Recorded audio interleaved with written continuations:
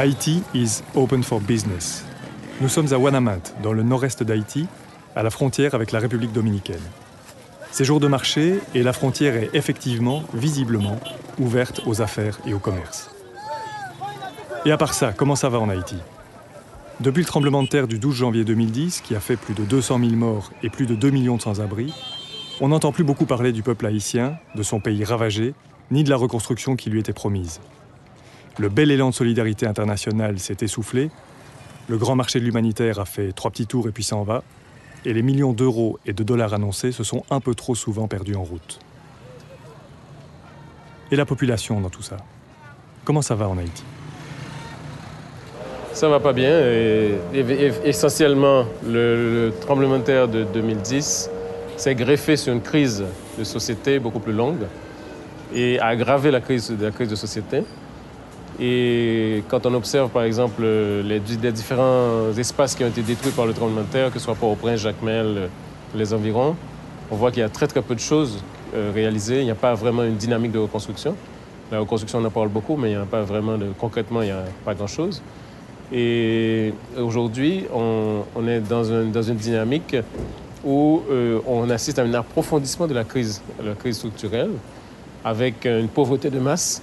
On parle de 78% de la population qui vit au-dessous du seuil de pauvreté, avec chômage massif de 70%, avec un effondrement de l'économie paysanne, qui pendant longtemps était l'épine dorsale de l'économie haïtienne, mais qui a été sauvagement détruite par les mesures néolibérales, notamment la libéralisation du commerce extérieur. Donc, pour prendre l'exemple du riz, on est passé d'une situation de 98% d'autosuffisance en céréales en 70-72. Aujourd'hui, on importe 82% du riz consommé annuellement en Haïti des États-Unis. Et Haïti est devenu le 3e plus gros importateur mondial de riz américain. Le tremblement de terre a été une espèce de révélateur qui a mis à nu les structures de domination. Et le tremblement de terre a été l'occasion de prolonger, même de renforcer la domination externe avec une offensive sans précédent des multinationales qui essaie de prendre en main tous les secteurs stratégiques de l'économie haïtienne. Et ceci se traduit par la propagande gouvernementale officielle de Haïti is open for business. Mais en fait, c'est une liquidation qui est en train de se faire avec des transferts massifs d'actifs vers les transnationales dans différents domaines. S'ils n'ont pas encore vu arriver la reconstruction, les Haïtiens ont donc au moins l'assurance de susciter la convoitise des grandes entreprises internationales et de leurs actionnaires. C'est le cas ici, à Ouanaminthe.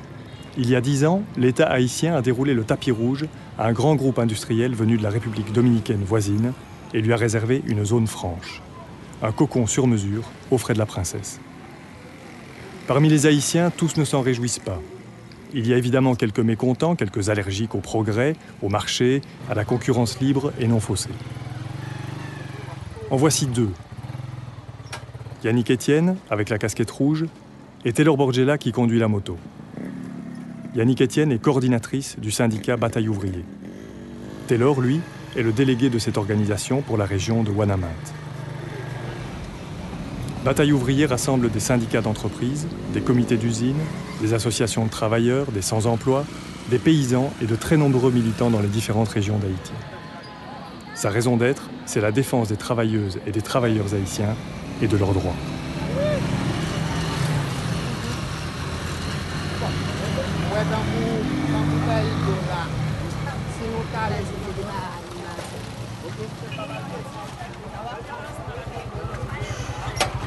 Bon, je vais aller à côté de moi, si monsieur, je vais mal mettre le moteur là.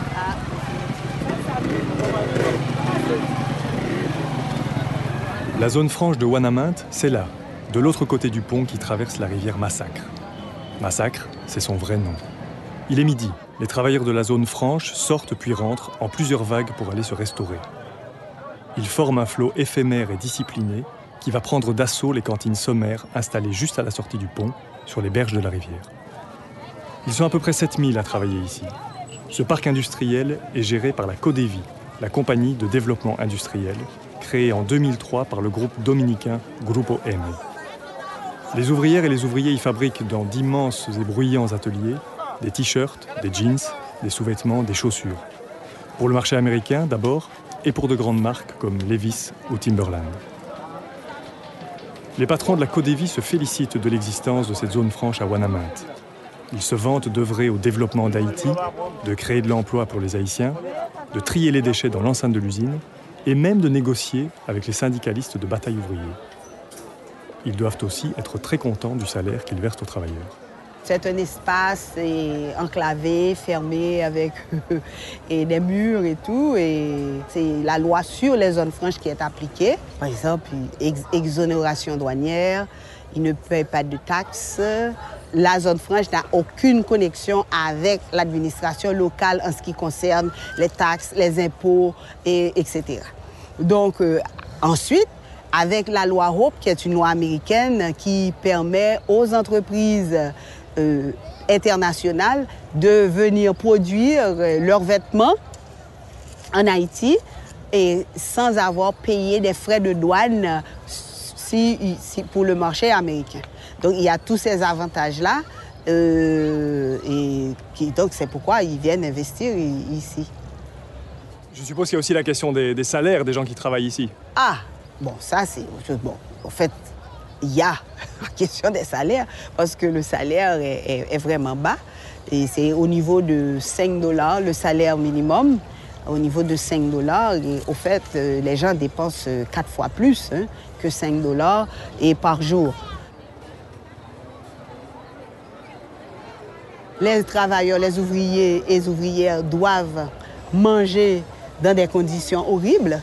Pourquoi? C'est parce qu'il n'y a pas une cafétéria, une cantine où les travailleurs peuvent manger dans des conditions sanitaires acceptables. Donc ça, c'est un grand problème et ça se voit. Bon, au fait, c'est une forme de libéralisme à outrance qui se fait là. Donc l'État est complètement démissionnaire, donc c'est aux investisseurs de faire ce qu'ils veulent. Alors là, ils peuvent mettre les murs et se fermer entre les murs. Et ce qui concerne à l'extérieur des murs, d'où viennent les travailleurs, où habitent les travailleurs, ne les concerne pas. Toto! Toto!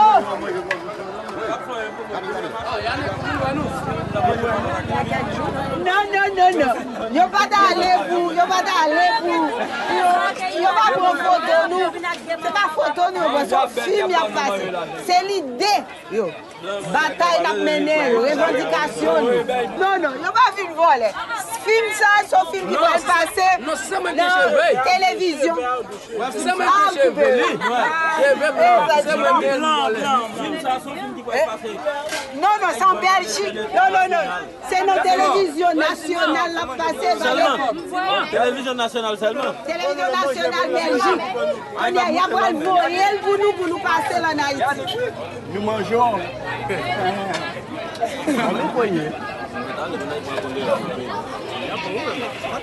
Permettre qu'au syndicat venir renforcer pour l'ICT. Donc si nous avons parlé de ça, pas de problème. C'est ça. Nous ne pouvons pas aller dans le soleil là trop. Eh bien, pas de problème, monsieur. Nous allons manger. Ah bien, on a une bonne délégation département du travail américain, entre autres. Donc, on a pris chita là. On a fait un petit campé là. Donc, Pita, on a aller. Ah, monsieur, bon, petit place pour nous camper là.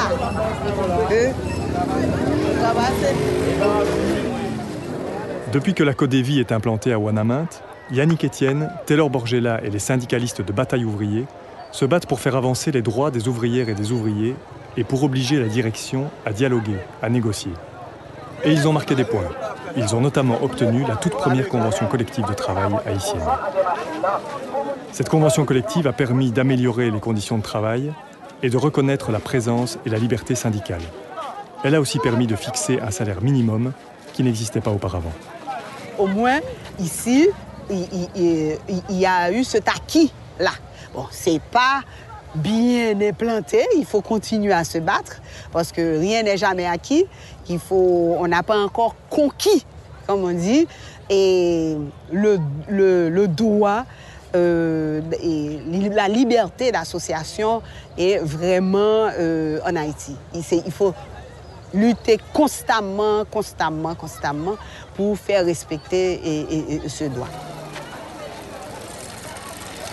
Cette rivière, elle a un nom particulier, et c'est la rivière Massacre.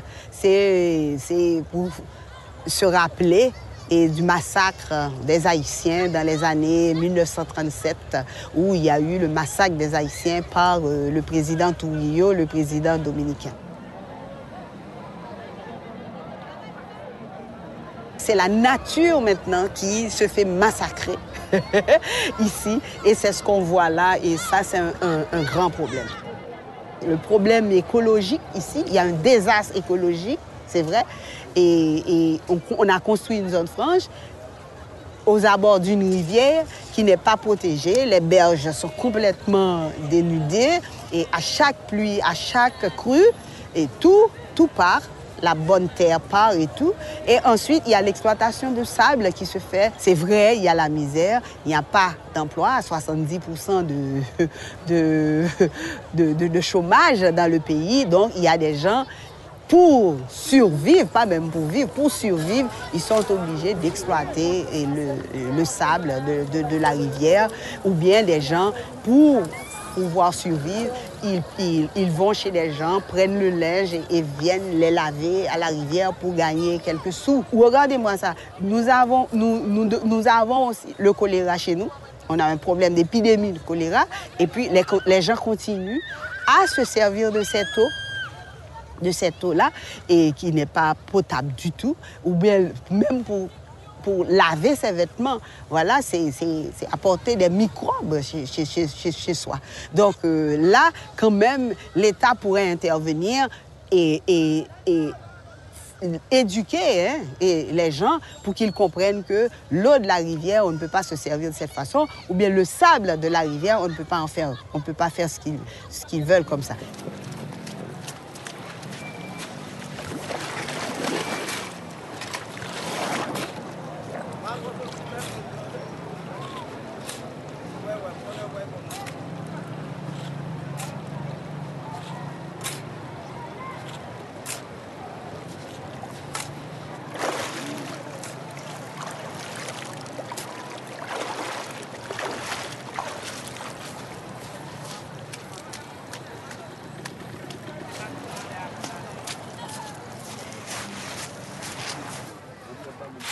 ¿Cuál es el trabajo? ¿Es sacar la arena? Sacarle la arena, entonces envasar la base aquí. Cuando viene el camión lo compra y nosotros podemos llegar algo en la casa. Se sabe que aquí hay poco trabajo y hay mucha gente y poco trabajo. Entonces hacemos ese trabajo porque nosotros no tenemos trabajo que hacer aquí. Si hubiera trabajo, otro tipo de trabajo, yo creo que ninguno de nosotros viene aquí, tú sabes, porque el río a veces está demasiado, mira como un agua, entonces uno está penetrando en esa agua sucia. Cuando venga a mí puede pegar una enfermedad que no da con qué mantener la familia, ni mi propia cabeza a veces. Porque le gusta a mis países y quiere seguirme trabajando aquí. Si hubiera otro trabajo, salimos de aquí. Si no, seguimos como Dios me permite.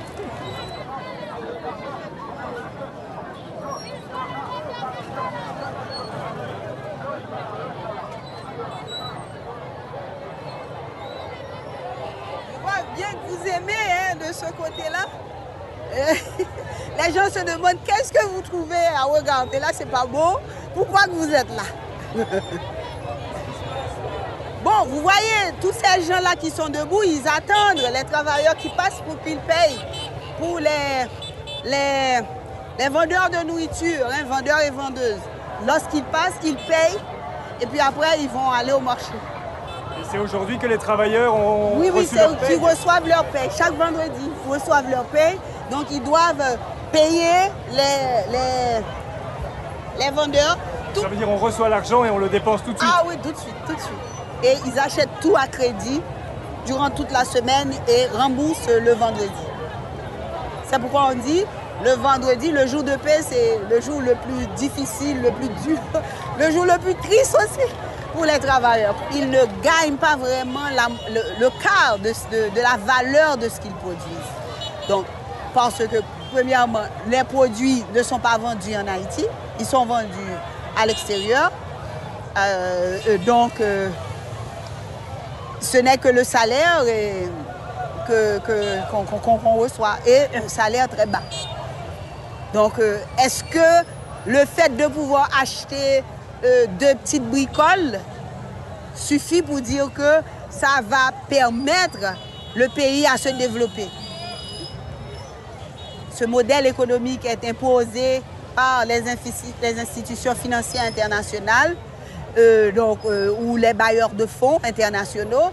Donc, les gouvernements haïtiens jusqu'à présent, jusqu'à date, continuent à accepter les dictats de ces institutions internationales.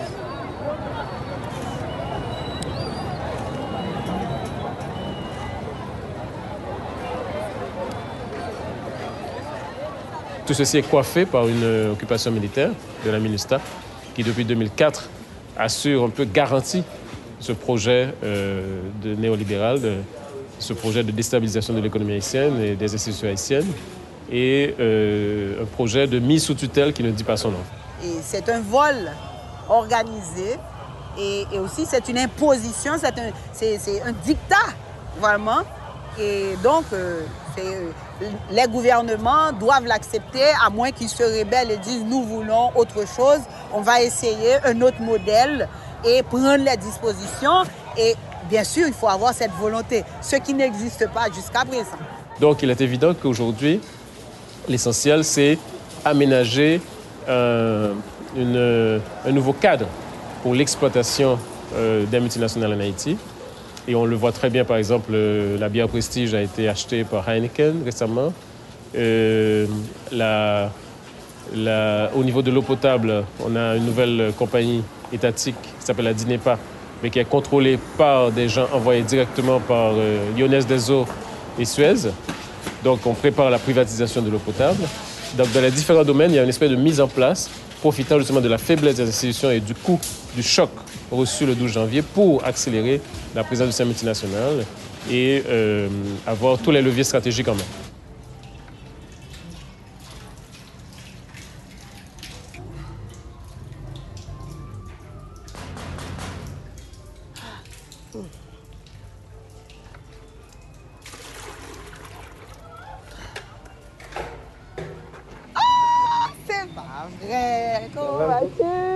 Ça va. Comment as-tu pu trouver la route? Ah, mais je connaissais toujours où tu habitais, hein, pas de problème. Hein. Ah, oui, bien sûr. C'est gentil, mais Oui. mes amis, ça fait plaisir de te voir. Oui, mais moi aussi. Ah oui, ça n'a pas beaucoup changé. Mais non, le visage est le même. Bonhomme, t'as changé pourtant. Hein. Ah oui, c'est vrai, c'était pas comme ça. Non. Alors, tu rentres? Oui. Tu peux rentrer. Et, ah bon, c'est vrai, tu sais, je te présente Guy Fahy. Il est de Belgique, FGTB bien sûr, le syndicat de Namur. Donc, tu sais, Bataille ouvrier et la FGTB Namur, nous avons un projet de coopération. Et ensemble, donc, Guy est là pour venir et voir de quoi il s'agit, comment que ça bouge, comment que ça avance. Et donc, ça me fait très grand plaisir de le voir. Guy Fahy, comment avez-vous rencontré Yannick Etienne et Bataille ouvrier? Mais moi, je l'ai rencontré déjà en 2009, en fait, parce que les collègues de la FGTB Verviers avaient déjà un projet de coopération avec Bataille ouvrier pour l'année 2008-2009. Et donc, il fallait faire un voyage d'évaluation à ce moment-là. Et la personne qui s'occupait du projet chez nous était venu travailler à Namur et donc tout naturellement, dans la suite, on s'est dit pourquoi pas construire un projet numéro 2. En fait, le premier point qui nous réunit comme organisation syndicale, c'est la question des libertés syndicales. Ici aussi, comme chez nous, déjà la première chose, c'est la négation des organisations syndicales comme facteur d'unité du monde du travail. 4h30. 4h30? Oui, oui. Ah, donc on est un tout petit peu en retard déjà. Bon, on aura le temps. Ouais. C'est pas grave. C'est ici. Ah ouais. Oui. Uh-huh. Et bon, j'ai l'impression qu'on vient de mettre du remblai à peine ici, parce qu'avant, il n'y en avait pas. On va D'accord. pouvoir entrer ici. Voilà, maison syndicale.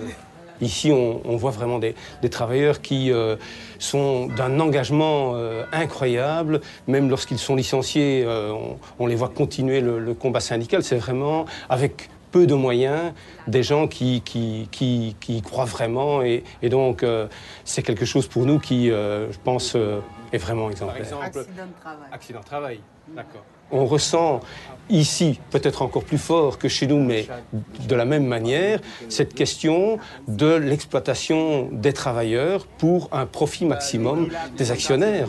Et donc c'est vraiment toute la question de l'exploitation capitaliste, évidemment, du monde du travail qui est à l'œuvre ici et qu'on voit chez nous aussi, évidemment.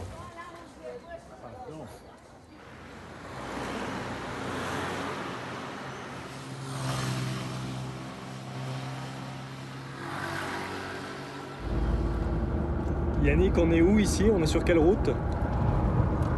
Bon, on est sur la route nationale numéro 6, celle qui a été financée par l'Union européenne.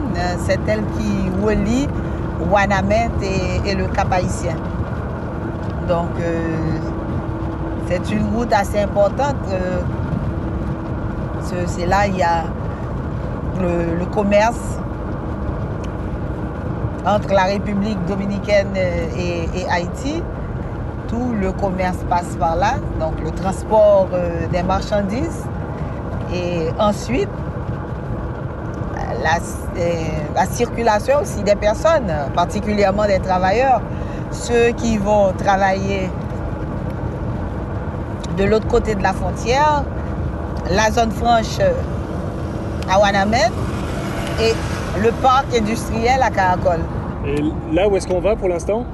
Ah, maintenant nous allons à Caracol, là où il y a le nouveau parc industriel.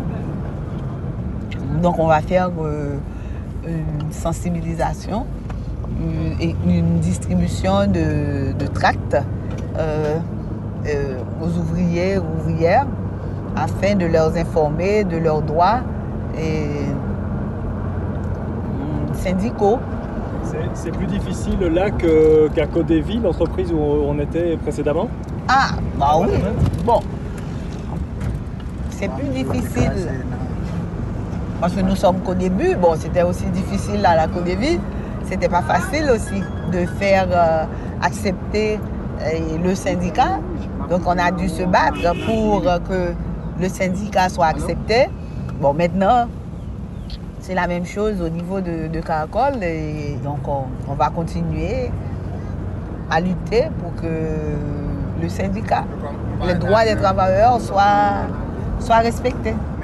Le parc industriel de Caracol est une nouvelle zone franche située à une quarantaine de kilomètres de Ouanamet. Objectif, exploiter un réservoir inépuisable de main-d'œuvre peu qualifiée et bon marché. On parle de 20 000 emplois, puis de 60 000 à l'avenir. Ici, le salaire est d'environ 200 gourdes par jour, soit moins de 4 €.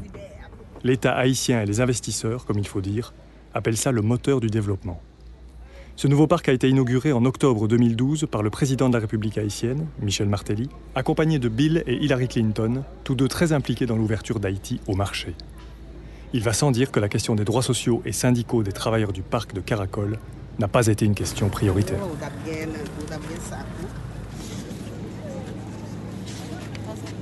Mais il faut nous lire, oui.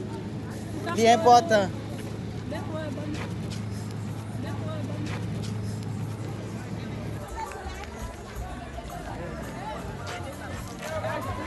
L'argent pas l'argent. Mais ça nous bat plus que l'argent.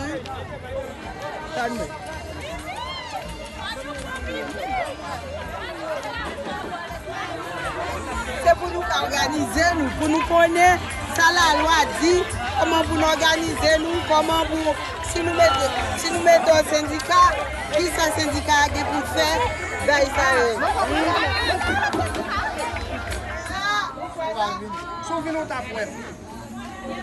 Mais toutefois, ces comités à nous qui étaient sous bord pali, ça n'a pas de respect. Ça veut dire venir participer dans la réunion pour nous capables d'avancer ensemble et comment nous capables. D'ailleurs, Gombe Mounio dit, et excusez-moi l'expression, pisser gars pas faire kim. Ça veut dire si pipi un côté ou pipi un côté, pas jamais monter. Ça veut dire nous tous pipi ensemble et puis lui-même ensemble.